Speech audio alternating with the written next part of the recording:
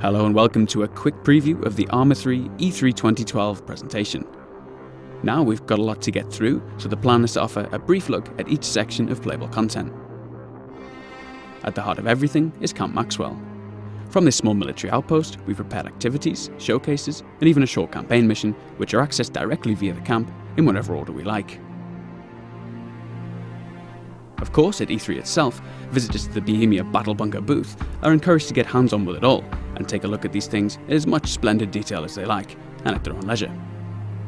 Alright, let's kick things off, starting with a wee jaunt around Maxwell. The 3D markers you see are prompts for where to find content. You might have already spotted the vehicle demonstration there, and in the background, the silhouette of a helicopter foreshadows an airborne showcase. More on those later.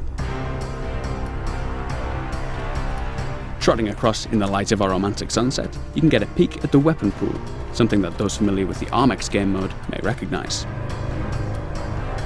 Now looking down into the valley, we can spot our firing drill activity, which puts players through a timed series of pop-up targets. A little further away is a shooting range, which gives a good impression of, among other things, our new aiming mechanics and more powerful rifles like the GM6 Lynx.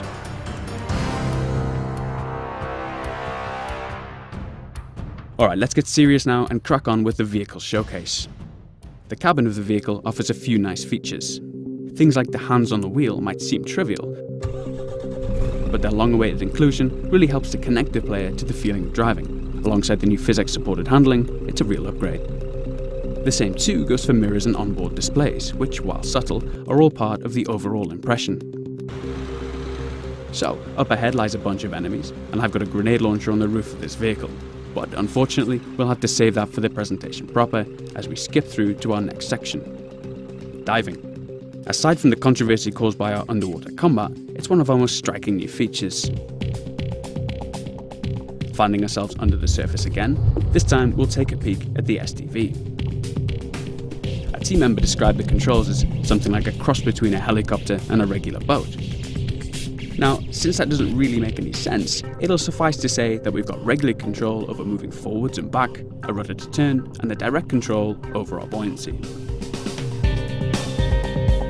Moving on now to a real man's machine, a helicopter, we'll take a look at the terrain from above and finally get to the business of engaging an enemy. Skipping between the trees, we'll target a lightly armoured vehicle and take a look at radar installation Mike 26 from above.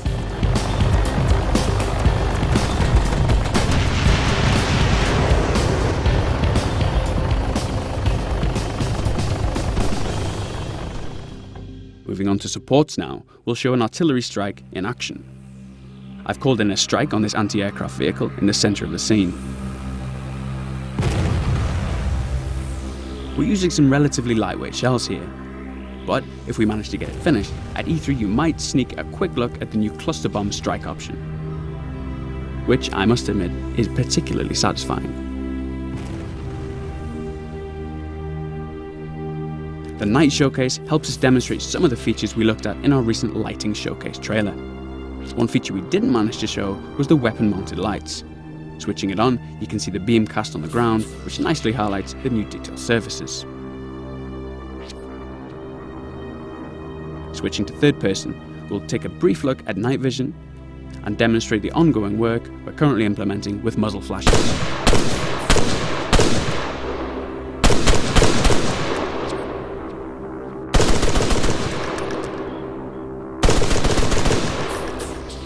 Okay, last up is our infantry showcase. Obviously there's a lot to show here, but I'd like to take a quick glimpse of some of the new animations.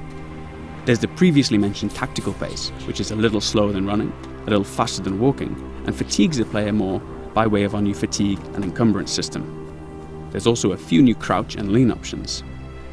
Taking cover behind this wall and disposing of our enemy, I'll demonstrate popping my head down,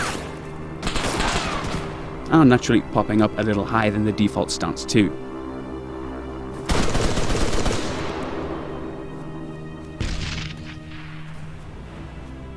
Well, that just about wraps up our E3 preview. I hope that raises a lot of new questions, which of course Ivan, myself and Daisy creator Dean Hall will be more than happy to address at E3. So if you want them answered, be sure to encourage your favourite gaming journalist to check out the Bohemia Interactive booth, where the team will also be showcasing Carrier Command and a few other surprises to boot, I'm sure. Bye for now.